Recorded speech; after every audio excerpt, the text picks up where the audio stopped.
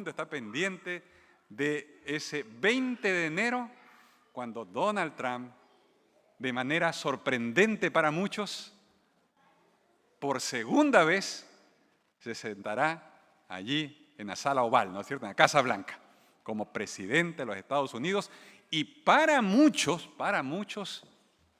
lo que él haga, en gran medida va a determinar no solo el futuro de los Estados Unidos, sino que va a impactar de manera directa en el mundo entero. Así que es verdad, ¿no? Donald Trump es un personaje que seguramente va a captar nuestra atención a lo largo de estos años, estos 4 años, por las promesas que ha hecho, ¿no? Ha prometido muchas cosas. Vamos a ver cuántas de esas el hombre cumple.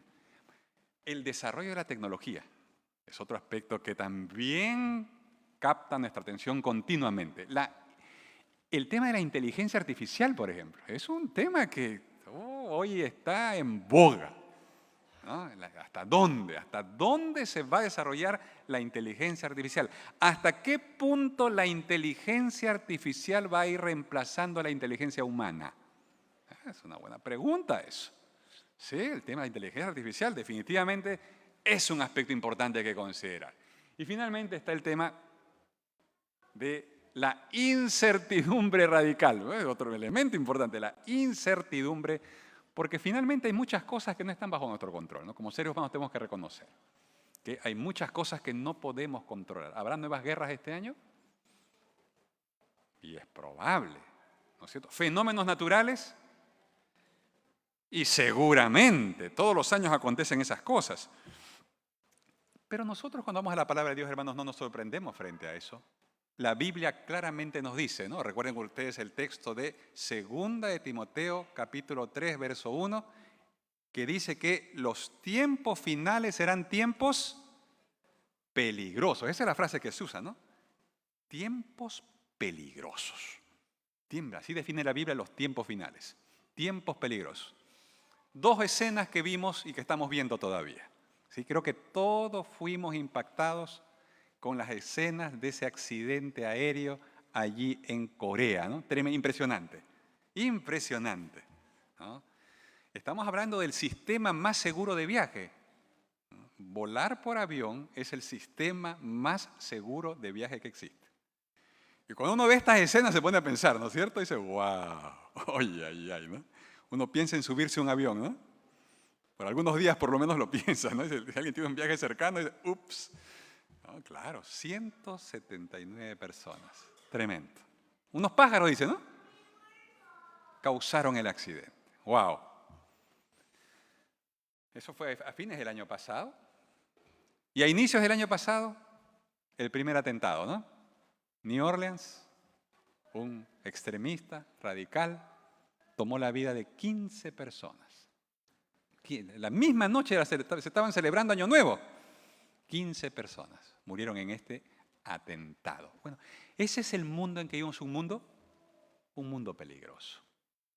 Y cuando entendemos esto, hermanos, es fundamental que entonces nosotros nos volvamos a la palabra de Dios para responder a la pregunta, ¿con qué actitud debemos enfrentar este año, hermanos? ¿Qué espera Dios de nosotros? ¿Cómo enfrentamos esto? Gracias a Dios estamos en Australia, aquí parece que todo es más tranquilo, y sin embargo no somos ajenos, hermanos, a los peligros que rodean la vida humana en estos tiempos. No estamos ajenos, de manera general como sociedad y de manera individual, como personas.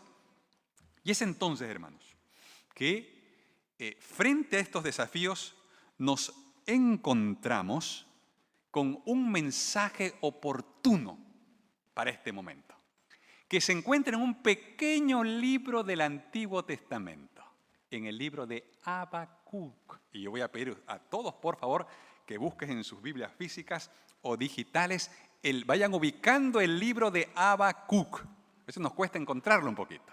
¿Sí? Habacuc.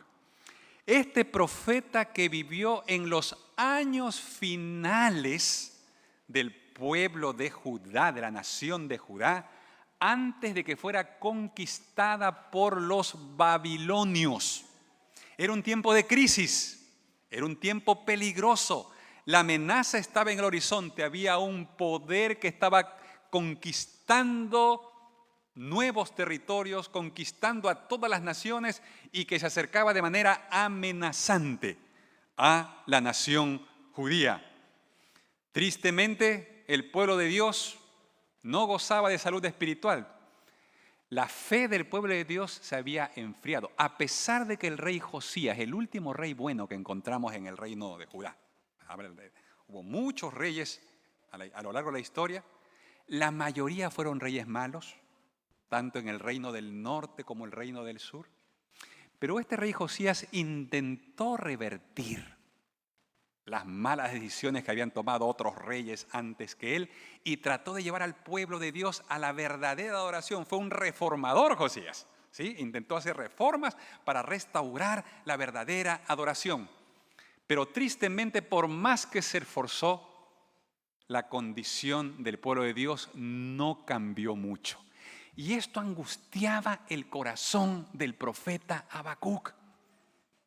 El avance de la maldad era algo que realmente lo afectaba profundamente.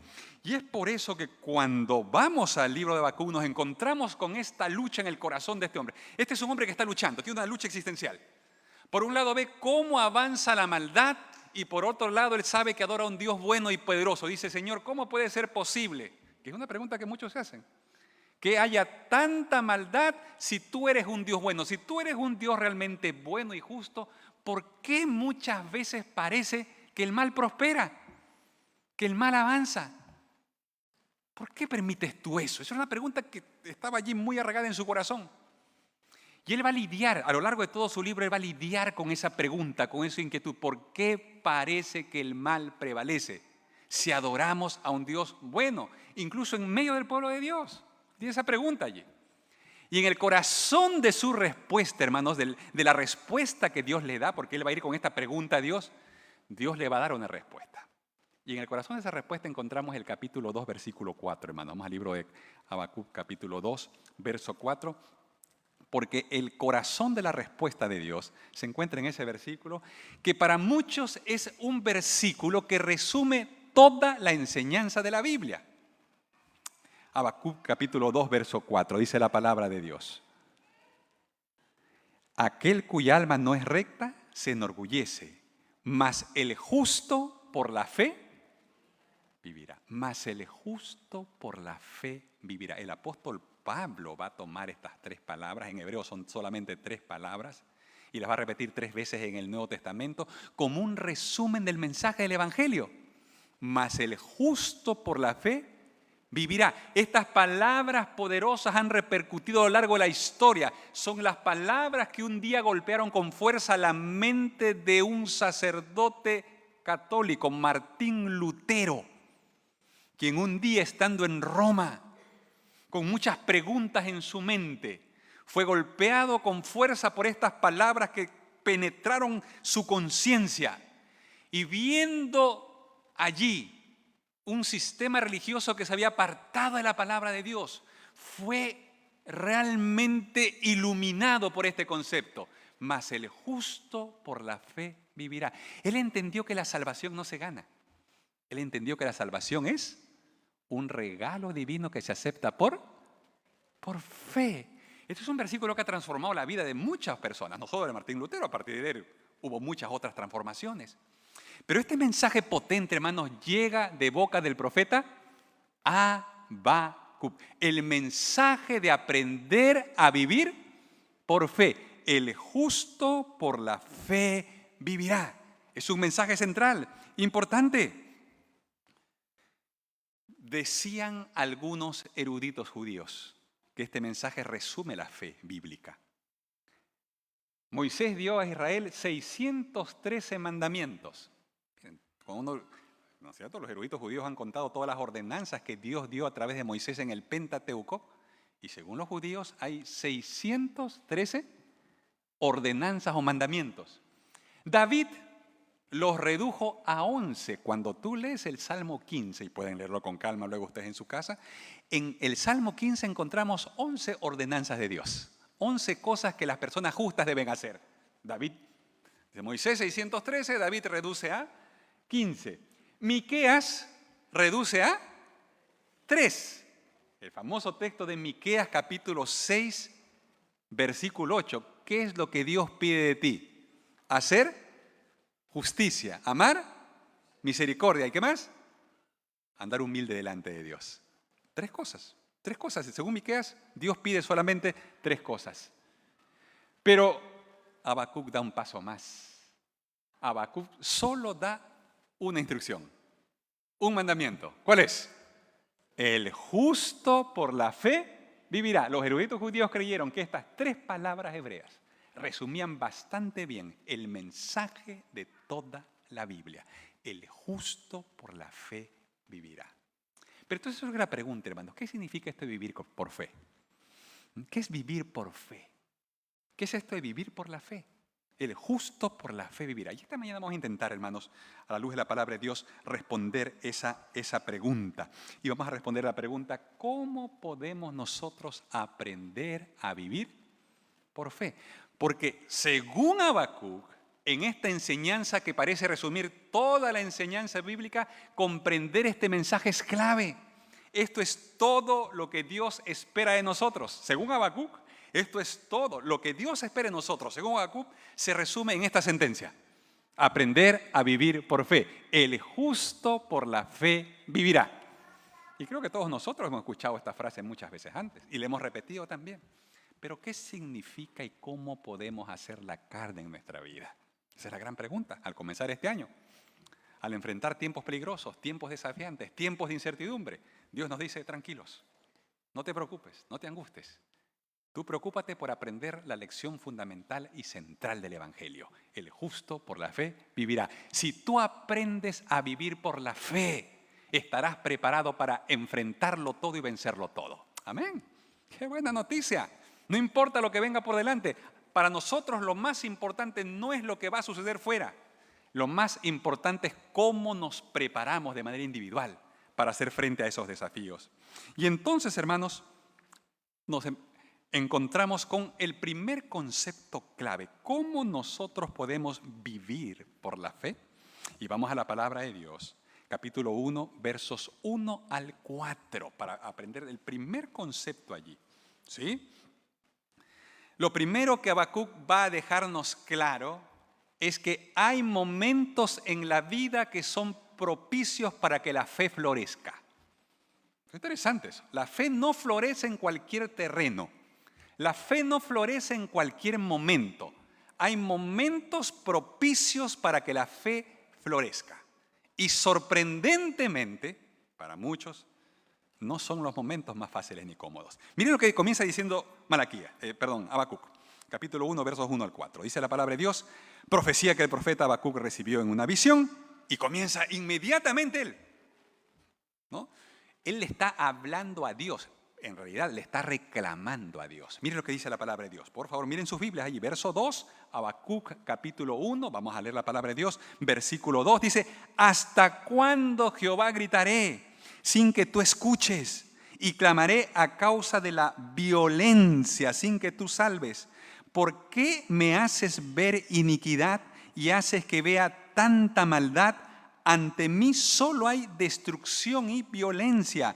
Pleito y contienda se levantan. Por eso la ley se debilita y el juicio no se ajusta a la verdad. El impío asedia al justo y así se tuerce la justicia. ¿Hasta cuándo, Señor, el mal prevalece? ¿Hasta cuándo, Señor, la ley no se respeta? ¿Hasta cuándo, Señor, no me escuchas? ¿Hasta cuándo, Señor, las cosas parece que no cambian? ¿Hasta cuánto parece que eres indiferente, Señor, a mi súplica y a mi clamor? Estamos sufriendo, Señor. Estamos en problemas. Es una situación de crisis. Es un momento duro. Han surgido serios cuestionamientos en el corazón de este profeta. Él tiene muchas preguntas para Dios. ¿Te ha pasado eso? ¿Has vivido momentos cuando tienes muchas preguntas para Dios? Cuando muchas cosas que suceden a tu alrededor o en tu propia vida no las puedes explicar, no concuerdan con lo que tú crees acerca de un Dios bueno y justo. ¿Has pasado por esas circunstancias? Si has pasado por esas circunstancias, Habacuc quiere recordarte hoy que estás en buen terreno. Es buen terreno. Porque Habacuc nos ayuda a entender que la fe florece en tiempos de crisis cuando nuestra experiencia parece contradecir nuestra creencia, hermanos. Ese es el problema con Habacuc. Lo que él está viviendo está en contradicción con lo que él cree y sabe de Dios. Si Dios es bueno, ¿por qué hay tantas cosas malas? Si Dios ha prometido responder, ¿por qué parece que no me escucha?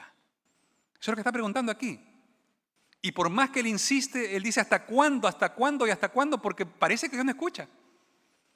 Por más que ora las cosas no cambian. Por más que ora parece que no hay solución. Por más que busca respuestas no las encuentra. Y él entonces pregunta, cuestiona a Dios. Está en medio de una crisis de fe. Y hermanos queridos, el Señor quiere recordarnos esta mañana que cuando llegan momentos en nuestra vida en que no tenemos explicación ni respuestas, cuando nos cuesta entender por qué está pasando lo que está pasando, Dios quiere recordarnos a través de la experiencia de Habacuc que estamos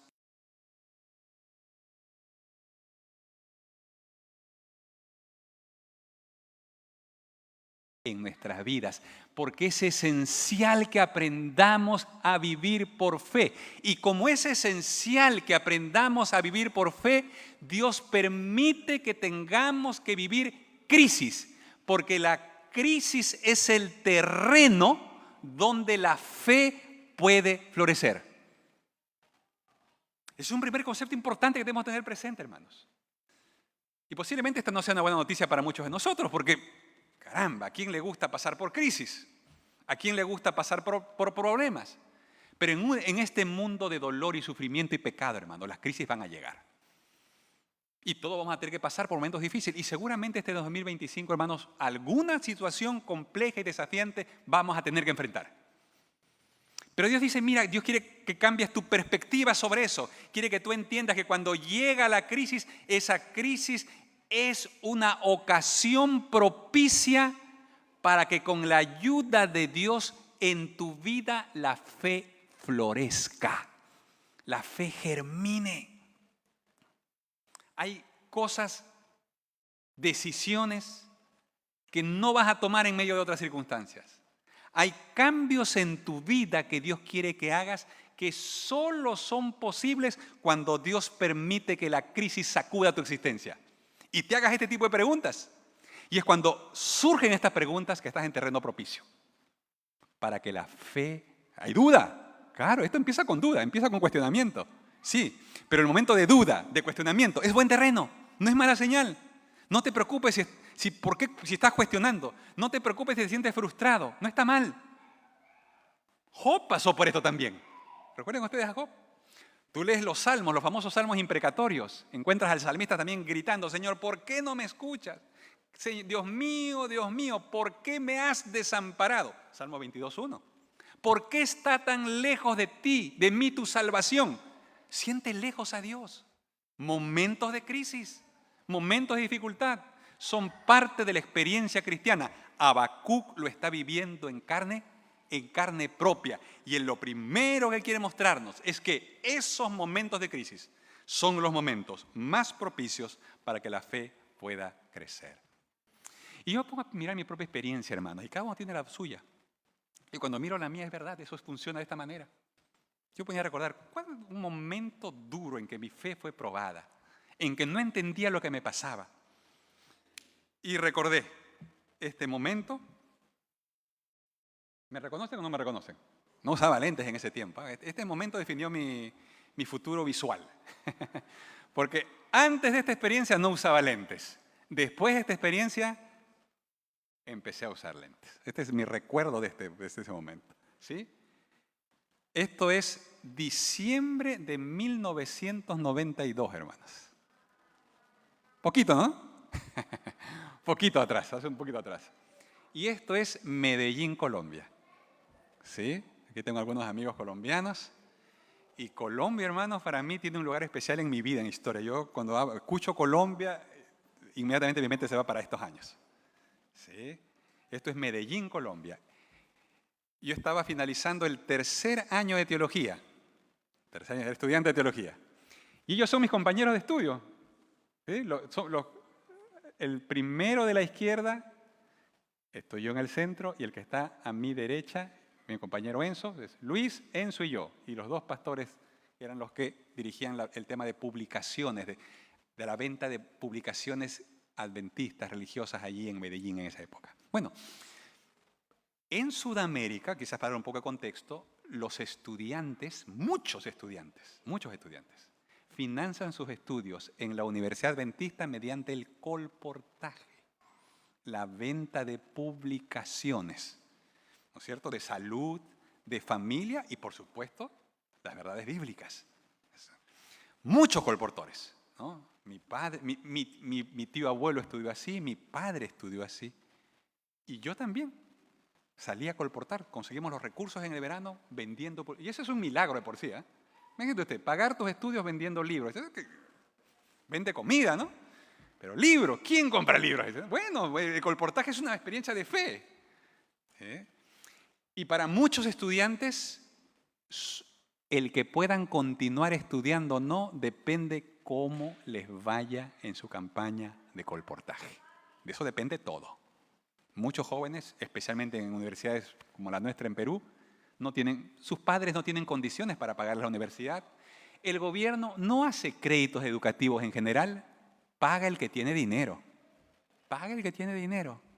Y para muchos jóvenes la única manera de conseguir dinero es colportando, vendiendo libros. Y salen por cientos a diferentes partes a colportar. ¿Sí? Y alabado sea Dios, es posible que algún colportor me esté viendo hoy día. ¿Sí? Donde quiera que esté. Porque este es el tiempo de colportaje en Sudamérica, claro. Diciembre a febrero. Los chicos están colportando de sol a sol. 8 de la mañana a la calle. Hasta las 8 de la noche. 12 horas. Hay que hacer todas las presentaciones que se pueda. Hay que dejar todos los libros en 3 meses hay que vender. En 3 meses hay que sacar la beca para el año. Sí, es un tremendo desafío. Y así estábamos nosotros. Llegamos allí. Era nuestra tercera campaña de colportaje. Llegamos a Medellín, Colombia, lleno de ilusiones, esperando sacar la beca para poder seguir estudiando, hermanos. Habíamos colportado 2 años anteriores ya en diferentes lugares y ahora estábamos allí listos para iniciar la campaña. No fue fácil el inicio porque al principio no nos querían recibir. En Colombia nos dijeron, ¿saben qué? Mejor váyanse a Panamá. Nos querían mandar a Panamá a colportar. Nosotros dijimos, no, amigos, no tenemos dinero, tenemos que quedarnos aquí. Dios nos ha traído aquí. Bueno, finalmente aceptaron que colportemos en Medellín. Nos dijeron, miren muchachos, lo único que tenemos para vender aquí son revistas, no tenemos libros para vender. Tenemos revistas. Y nos llevaron una bodega, hermanos, así llena de revistas hasta el techo. Miles de revistas. Dijeron, estas revistas hay. Si quieren colportar aquí, pueden colportar con eso. Teníamos que sacar beca con revistas, hermano. Parecía difícil la cosa. Pero bueno, hermano, el punto es que empezamos a colportar. Nos dieron un cuartito allí en Medellín. Vivíamos los 3, recuerdo bien, nunca había vivido yo un camarote, una cama litera de 3 pisos. Piso 1, piso 2, piso 3, echamos suerte, me tocó a mí el tercer piso. Treparme al tercer piso, era encargado de apagar la luz porque yo la apagaba con la mano. Ese era yo el encargado de... Esa era la ventaja, ¿no? Controlaba la luz. Esa era la ventaja que tenía de estar en el tercer piso. ¿Sí? Y ahí empezamos. Así empezamos animados, comenzamos. Día 1, nada. Día 2, nada. Día 3, nada. Semana 1, nada. Semana 2, nada. Semana 3, nada, hermanos. No vendíamos nada. Nadie nos compraba. Y no sabíamos si era porque éramos extranjeros. No encontramos la explicación por qué no vendemos nada. Y la cosa comenzó a complicarse, hermanos, porque como alumnos estudiantes teníamos poco dinero. Y primero a Enzo se le acabó el dinero. Out. A la segunda semana, mi dinero se terminó, hermano. Y solo quedaba Luis, con las reservas. Y como el dinero se acortó, comenzamos a reducir gastos. Claro. De comer 3 veces al día, 2. Y a la tercera semana hubo que tomar la dura decisión, hermanas. 1.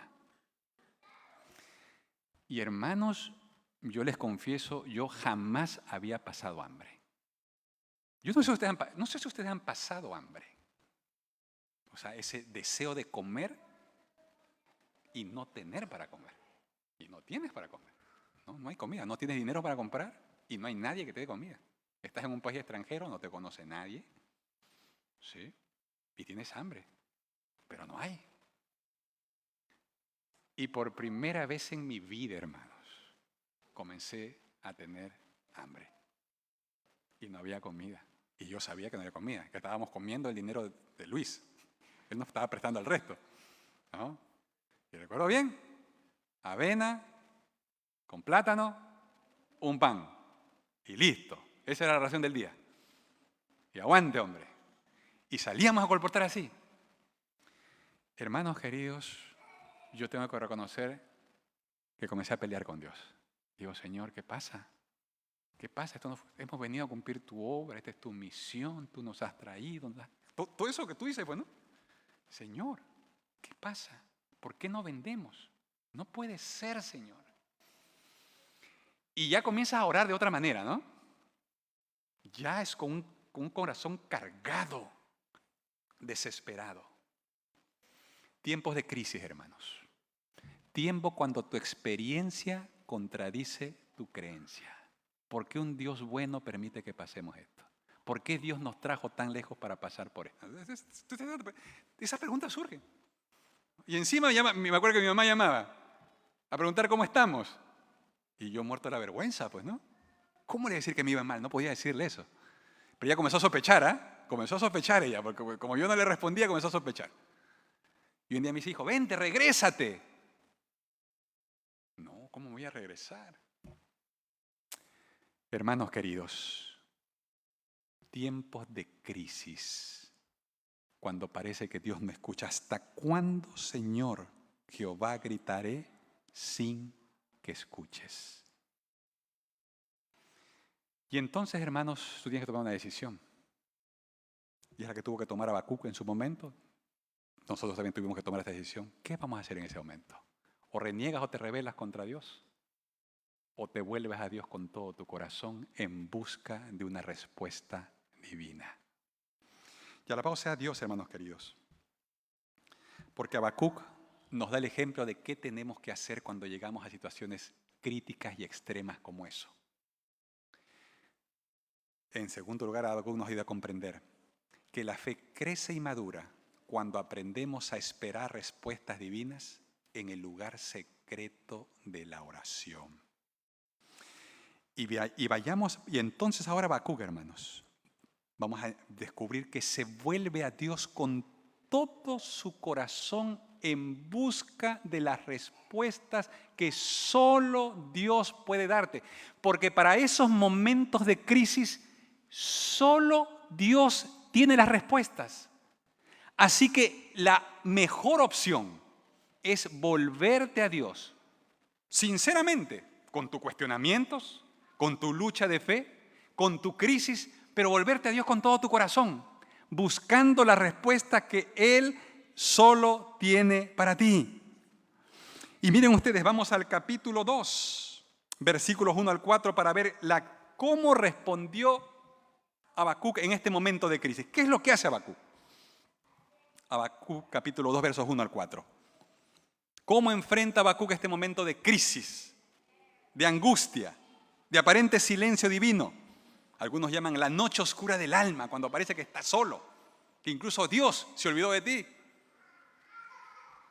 Capítulo 2, versos 1 al 4, dice la palabra de Dios: en mi puesto de guardia estaré, sobre la fortaleza firmaré el pie, velaré para ver lo que se me dirá y qué he de responder tocante a mi queja.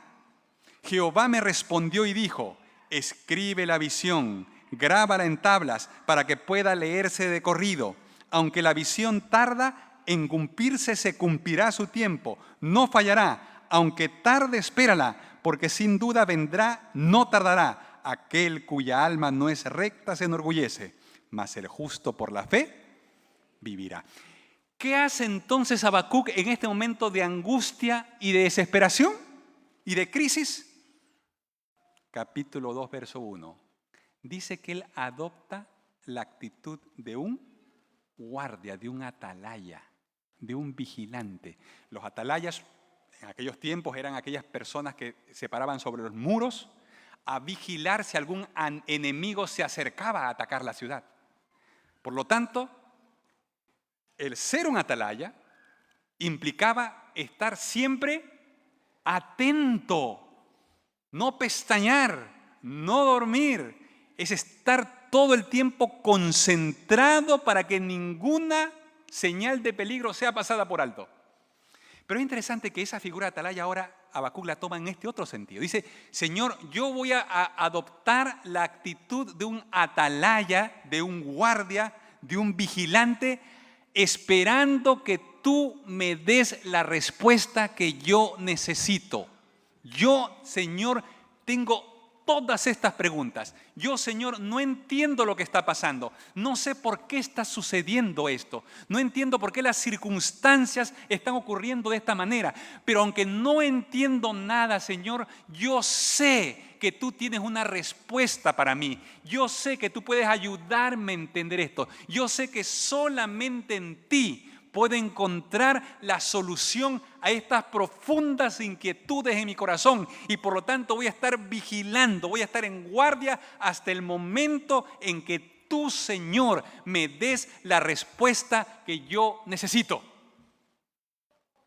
Y este es un aspecto central, hermanos, porque es ese momento de búsqueda desesperada en el lugar secreto de la oración.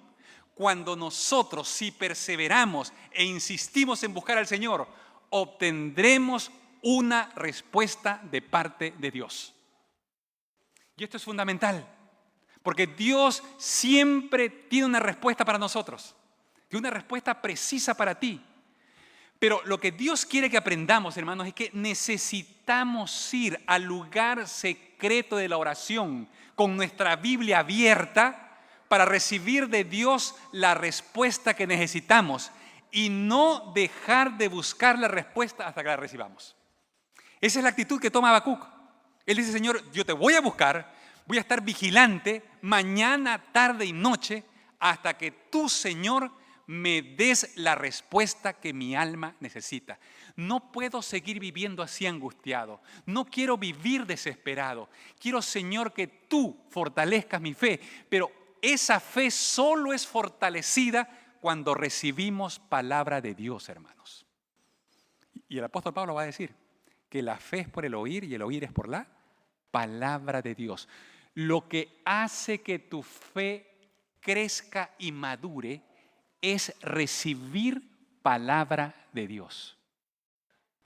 Es buscar a Dios en el lugar secreto de oración hasta que de Él recibes una respuesta. ¿Y cómo te responde Dios? Dios te responde a través de su palabra. Por eso es tan importante que aquí nuestra hermana Roxana compartió un consejo hoy.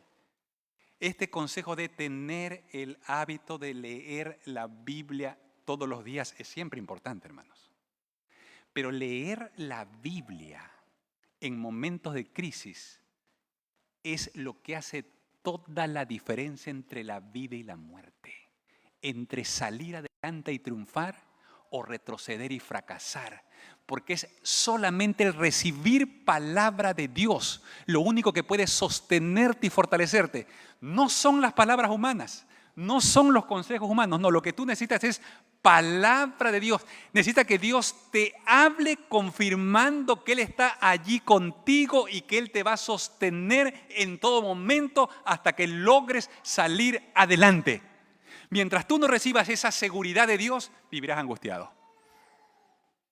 Mientras tú no recibas esa seguridad de Dios, vivirás con insomnio, con estrés. Pero cuando tú recibes palabra de Dios, todo cambia. ¿Y qué dice el texto bíblico?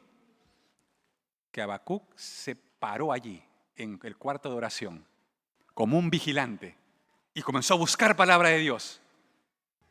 ¿Y Dios respondió o no respondió, hermano? No sabemos cuánto tiempo demoró, No sabemos cuánto tiempo demoró la respuesta. Aquí Habacuc no dice cuánto tiempo demoró la respuesta. Lo que dice es que Habacuc no aflojó, no renunció, no retrocedió hasta que recibió palabra de Dios. Y no hay cosa más hermosa, hermanos, que recibir palabra de Dios en un momento de necesidad. No sé cuántos de ustedes lo han vivido, pero no hay cosa más maravillosa en esta vida que recibir palabra de Dios en un momento de necesidad. Sí, y recuerdo la experiencia de Luisa, por ejemplo, ¿no? Ella contó un testimonio aquí de cómo en un momento de crisis recibió palabra de Dios.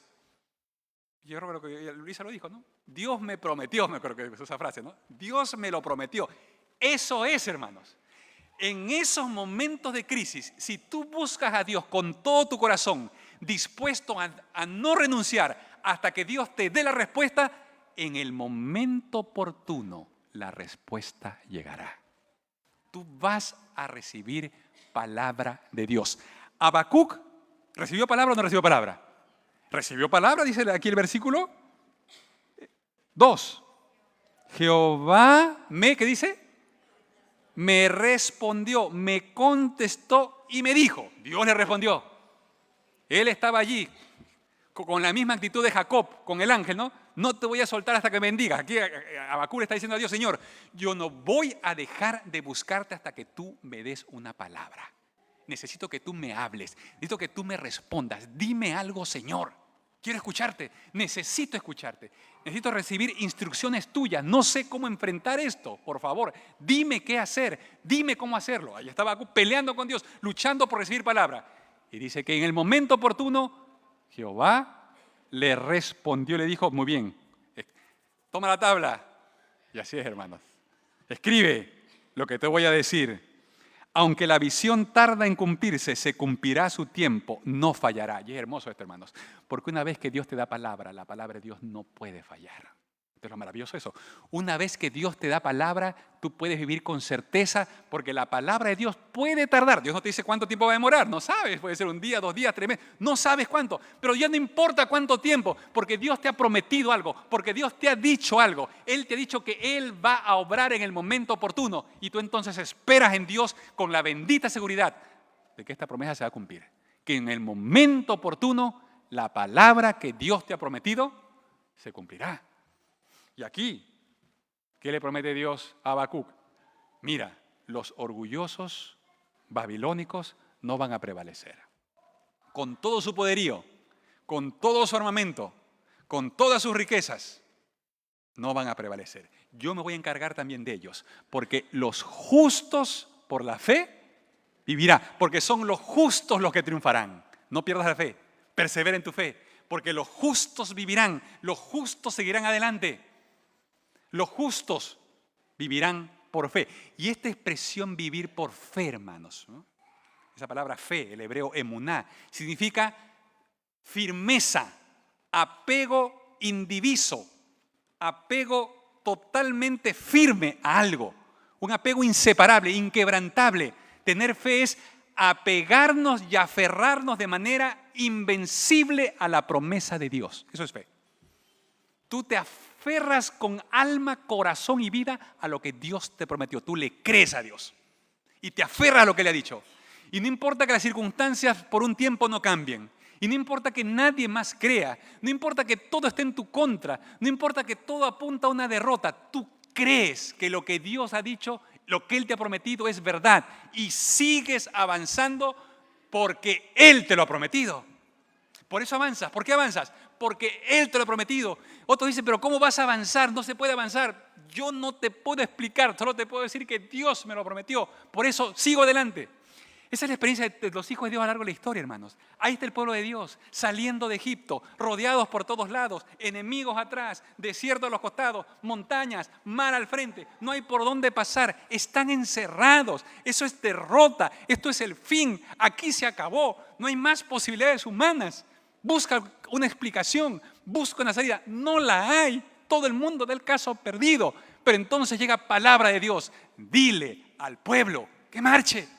Pero Señor, marcha, créeme, aférrate a la palabra, haz lo que la palabra dice, la palabra se va a cumplir.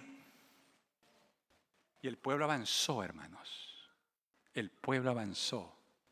Y lo que era imposible, sucedió. El mar se abrió. Dios abrió un camino en medio del mar. Porque cuando tú recibes palabra de Dios y comienzas a actuar en base a la palabra de Dios, no hay nada imposible para Dios. Entonces, como Jesús dijo, ¿no? Si tuvieres fe como un grano de mostaza, le dirías a este monte, muévete, y se movería. Claro, si Dios te lo ordena y tú lo haces, va a suceder. Si Dios te dice, camina en el agua, como le dijo a Pedro, ¿no? Ven. Bueno, si Dios te lo ordena, tú le crees a Dios. Pero ¿cómo vas a caminar en el agua? Dios me lo ha dicho. Pero ¿cómo? Pero Dios me lo ha dicho. Pero ¿cómo? Dios me lo ha dicho. ¿Y qué hizo Pedro? Se bajó del barco y caminó. Fe es creerle a Dios, es cobrarle la promesa que Él te ha hecho a ti de manera individual, porque eres tú el que tiene y necesita recibir palabra, hermanos. Es cuando tú recibes palabra que tu fe crece, que tu fe madura, que estás preparado entonces así para el siguiente paso. Y recordando, hermanos, allí la experiencia, parece que aquí se movieron.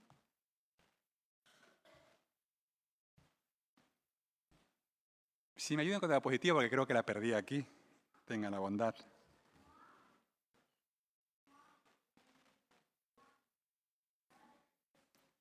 Debemos esperar a Dios como centinelas. Adelante, por favor. ¿Me pueden ayudar con la siguiente diapositiva?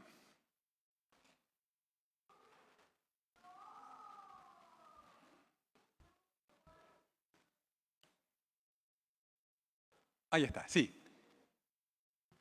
Y eso es exactamente lo que dice Mateo capítulo 7, versículos 7 y 8. Cuando dice, pedid y se os dará, buscad y hallaréis, llamad y se os abrirá. Porque todo aquel que pide recibe y el que busca halla, y el que llama se le... Y esta es la oración, hermano. Esta es la actitud con la que Dios espera que oremos. Pedir requiere fervor y determinación, como lo hizo Habacuc. Es con fervor. Tú vas a orar con esa disposición a que vas a luchar con Dios en oración hasta que recibas lo que estás pidiendo. Porque Él te ha prometido que te lo va a dar. ¿Por qué luchas con Él? Porque Él te lo ha prometido. Pedid, se os dará. Él ha prometido dar respuestas a la oración. Es promesa de Dios. Buscar requiere entrega y humildad. Y esto es otra cosa importante, hermanos, porque la respuesta de Dios no siempre es la que nosotros queremos. Esta cosa importante también. Habacuc, mientras ora aquí, dice, y que he de responder tocante a mi argumento, mi queja, dice aquí la palabra, pero la palabra hebrea es argumento. Es decir, claro, cuando tú buscas la respuesta divina, es posible que tú quieras algo. Y no es tan mal que tú le pidas a Dios lo que tú quieres o le digas lo que tú piensas. Pero tienes que orar con esa humildad que reconoce que Dios puede dar un plan mejor que el tuyo. Y tienes que estar dispuesto a aceptar la respuesta de Dios, sea o no la que tú quieres. Eso es grave. Es grave que tú vayas con actitud correcta. Y finalmente, llamar requiere perseverancia. Perseverancia.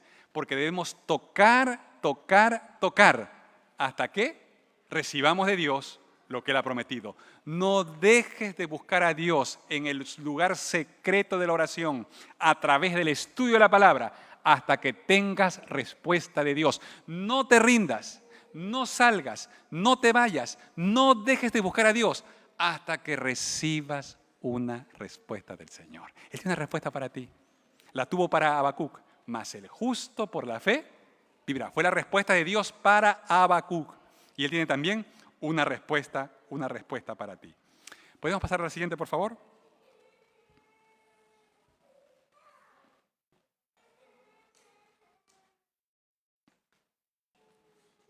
Please, next. Muy bien. Y entonces, hermanos, volvemos a Medellín. Un mes no vendíamos nada. Luchando con Dios, desesperados.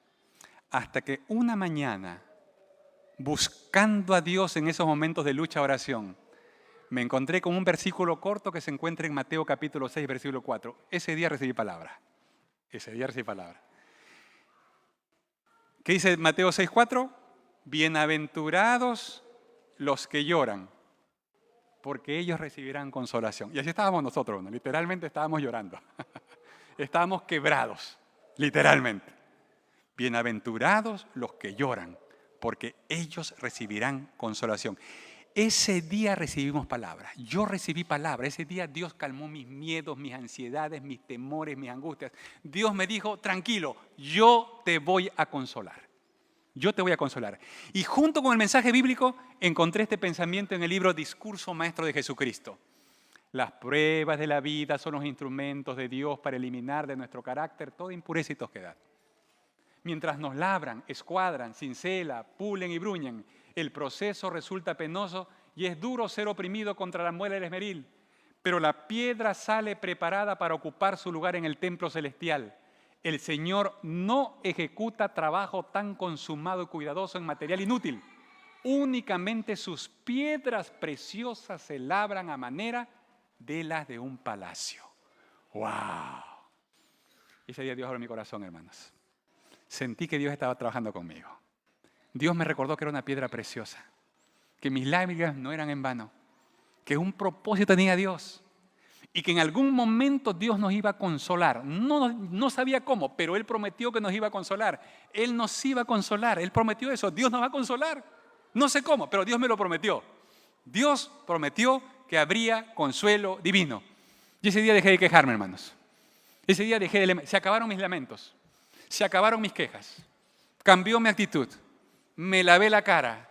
Dije, Señor, no sé cuándo, no sé cómo, no sé cuántos días más vamos a tener que salir, no sé cuántos nos vamos a tener que recibir como respuesta, no sé cuánta gente más nos va a rechazar. No importa, Señor, lo que yo sé es que tú me has prometido que en algún día, en algún momento, tú nos vas a consolar y no voy a dejar de salir hasta el día que vea tu consolación. La palabra de Dios te cambia, la palabra de Dios te transforma. Dios te ha prometido algo y ahora en su nombre tú enfrentas la vida con otra actitud. Eres transformado por la palabra de Dios.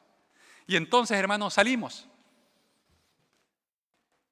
Y al día 30, hermanos, como todos los días, salimos al paradero a tomar la micro, el bus, para ir al centro de la ciudad, a colportar como todos los días. Pero ese día, cuando llegamos al paradero, allá a unos 10 metros de nosotros había un caballero de terno que nos quedó mirando. Él nos miró, y nosotros sentimos, porque tú te das cuenta cuando él está mirando, ¿no? O también lo miramos y él nos sonríe. Y él se acerca. Dice, muchachos, ¿qué hacen ustedes? Estamos en el sector de la Universidad Adventista en Medellín. Así que había gente adventista por ahí. Y le explicamos, ¿no? Mira, somos muchachos que venimos de la Universidad del Perú, estamos colportando. ¿Están colportando aquí? Me dicen. Sí, le digo, estamos colportando. ¿Y cómo les está yendo? Golpe bajo, ¿no? La pregunta que no quieres escuchar. La verdad que no nos está yendo bien, le decimos. Ya veo, me dice. ¿Tienen un tiempito? Acompáñenme. Ok, lo acompañamos. Nos lleva a la vuelta de la esquina, entramos a la oficina, sería como de la conferencia aquí, ¿no? La oficina de la conferencia de la iglesia, ahí de la sede de la iglesia, ahí en Medellín. Entra, nos lleva a una oficina, nos va a tomar asiento. Y se presenta, dice, yo soy el doctor Abraham Acosta, nos dice. Me acuerdo bien el nombre, Abraham Acosta. Yo dirijo el área de la salud aquí en la Unión Colombiana.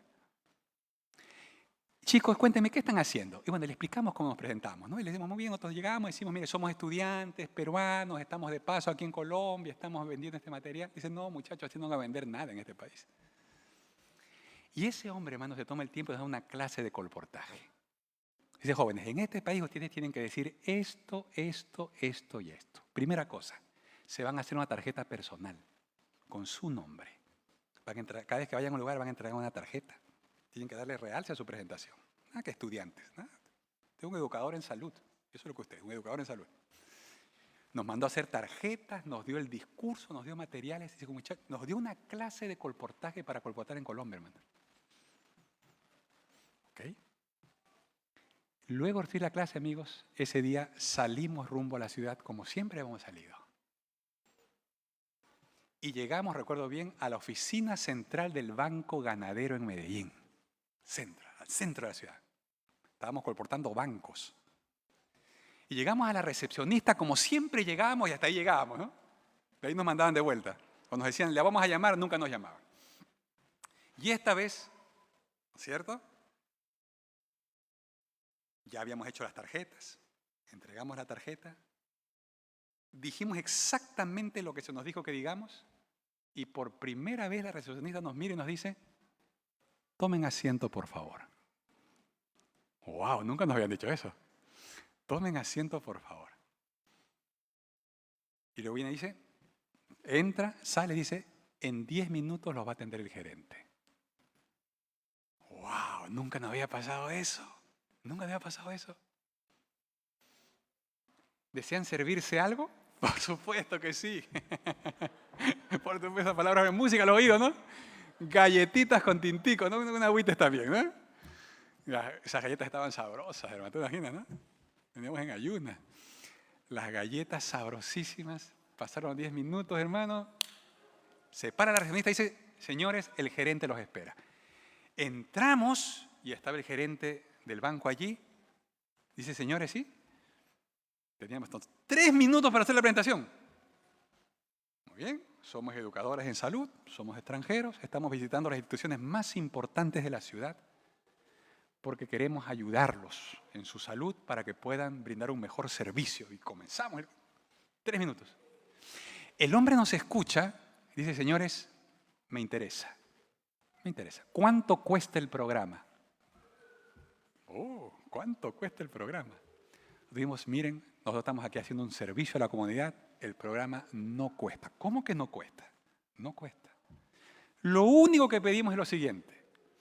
Nosotros vamos a presentar una charla a todos sus trabajadores y luego de dar la charla y compartir un material con ellos, tenemos también este otro material, eran las revistas, ¿no? Teníamos nuestro paquete de revistas, tenemos este otro material, que quisiéramos dejarlo con aquellos que voluntariamente quisieran tomarlo. Es voluntario, el que desea lo toma. Y como nosotros somos extranjeros y estamos de paso por unos días por la ciudad, lo que sí rogamos es que el banco nos pague de contado. Y el banco le descuente en 2 o 3 cuotas a sus trabajadores. ¿Cree que es posible? Dijo, ningún problema, me parece bien. Marcó un número, jefe de recursos humanos, vino. Organiza una conferencia para los señores, con todos los trabajadores. Ellos tienen un material importante que compartir. Hermanos queridos, ese día Dios cumplió su promesa. Dios cumplió su promesa. Ese día Dios cambió la historia. Dimos la primera charla. Por favor, tenemos la siguiente diapositiva. Next.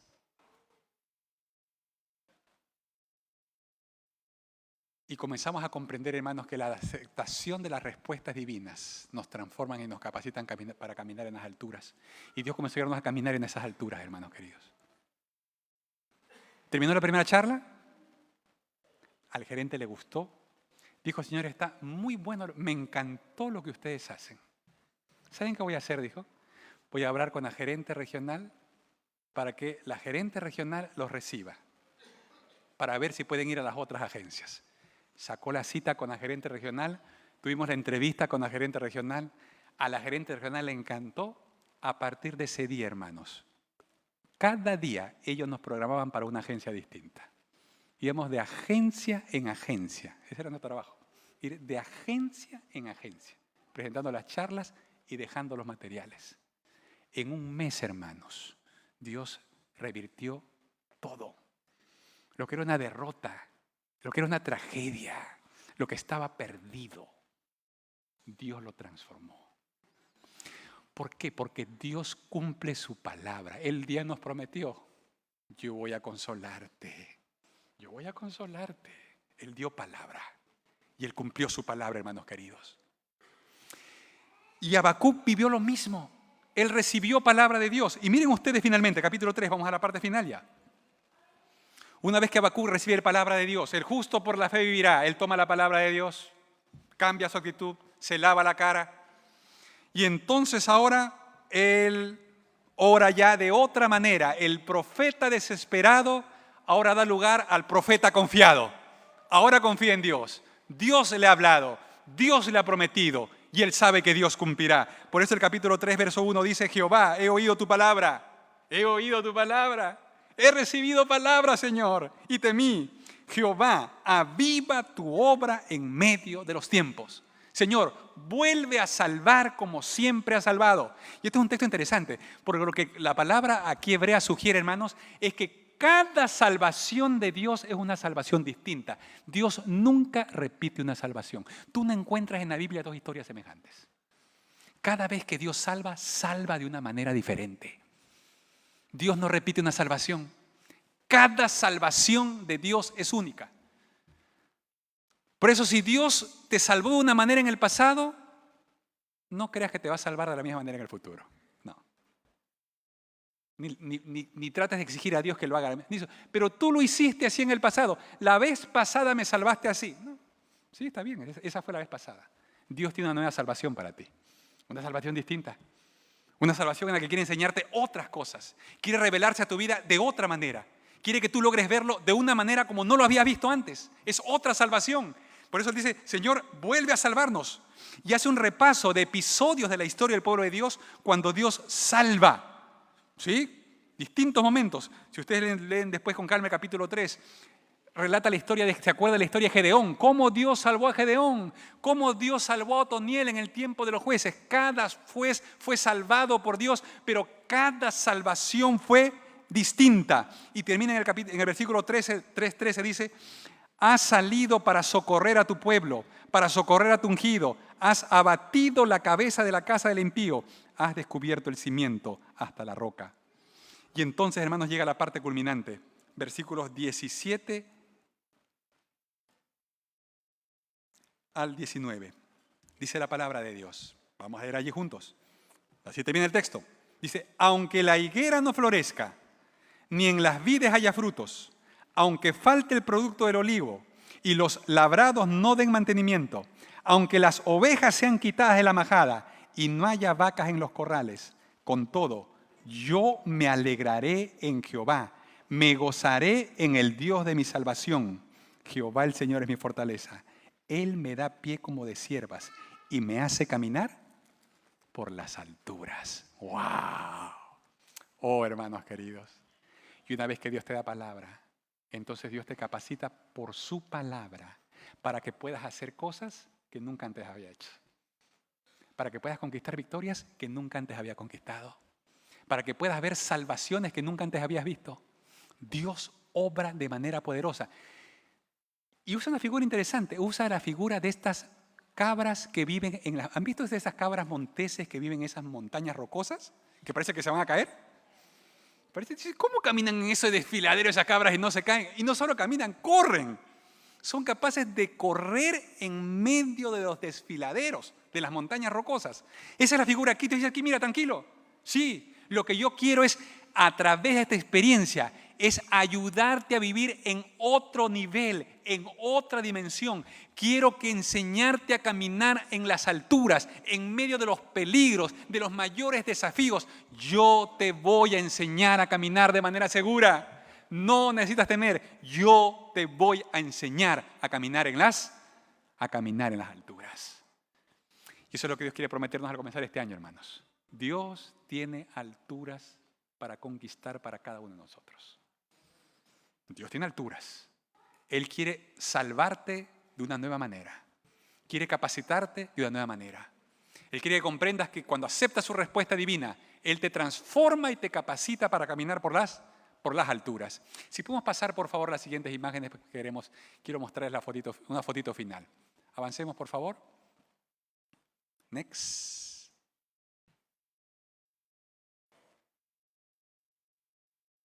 Ahí está. Y esas son las escenas finales, hermano. Comenzamos con las fotitos. Así terminó el colportaje. Gerente del Banco Bogotá. El primero es el Banco Ganadero, es el primero de aquí. Esa fue la primera charla. ¿Sí? Gerente del Banco Ganadero. Una vez que terminamos el Banco Ganadero, él dijo, mira, es tan bueno el trabajo que ustedes hicieron que voy a recomendarlos con el gerente del Banco Popular. Y nos envió al de la derecha, es el gerente del Banco Popular. ¿Sí? Por recomendación llegamos a él. Y una vez que trabajamos allí, ese gerente dice, ¿saben qué? Mira, tenemos un club ejecutivo aquí en el sector del Poblado, en Medellín. Hay solo ejecutivos. Quisiera invitarlos a que puedan también dar una charla allí. Y ese viernes a la puesta de sol es la foto de abajo, hermanos. Es cuando estamos saliendo de esa conferencia con los ejecutivos allá en el Poblado, luego de haber dejado los materiales con todos ellos.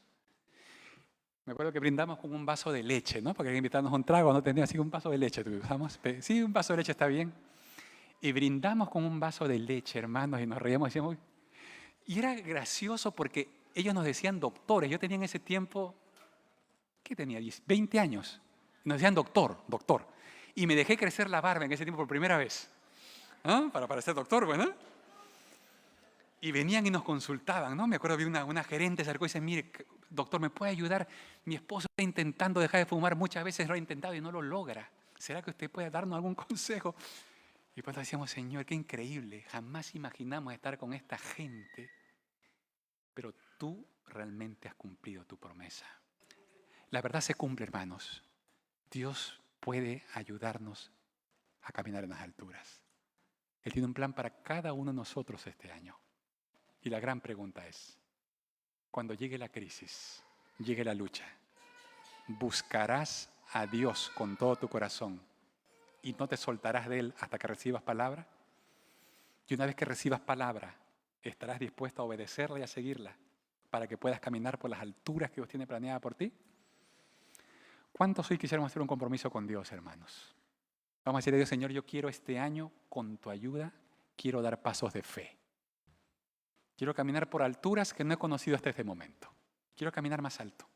Quiero avanzar. ¿Cuántos quieren decirle, Señor, yo quiero? ¿Puedo ver las manos los que desean decirle a Dios, Señor, yo quiero este año caminar, dar pasos de fe? Amén. Amén. Como iglesia, hermanos, vamos a dar pasos de fe. Vamos a conquistar alturas. Amén. Vamos a conquistar alturas como iglesia. ¿Qué caminos nos va a llevar el Señor? No sabemos. Pero Dios va a darnos palabra.